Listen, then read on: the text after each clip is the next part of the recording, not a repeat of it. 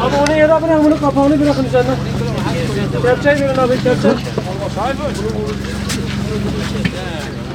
Abi şöyle bir kenara kamera buradan başlıyor. Çocuklar şöyle bir gelirseniz.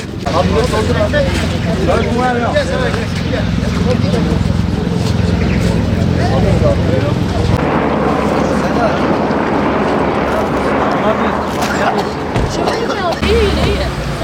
Ekmek verelim. Hocam, bir ekmek verelim.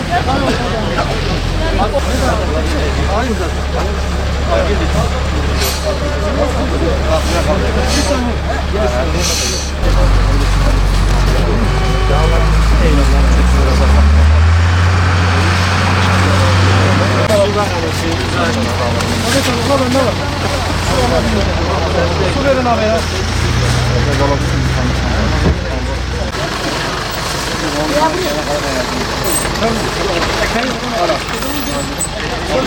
Van Umut Kevan'ın derneğinden biz zaten dünen yaklaşık depremin hissedildiği esnada ekiplerimizle beraber, dernek gönüllerimizle beraber geldik.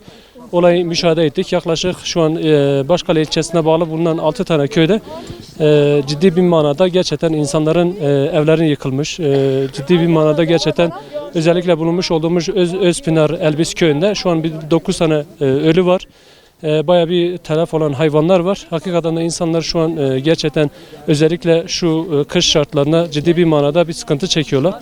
Sağ olsunlar, sivil toplum kuruluşları olsun, AFAD ekipleri olsun ve diğer yetkililer olay esnasında vardılar.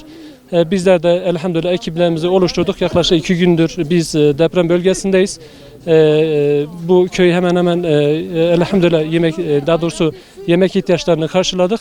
Allah nasip ederse inşallah ilerideki olan köylere de intikal edileceğiz. Bunu beraberinde getirmiş olduğumuz yardım kollarıdır, battaniyedir, giyim. Onlar da inşallah biz tespit etmiş olduğumuz özellikle mağdur olan aileler Allah nasip ederse inşallah biz kendilerine ulaştıracağız.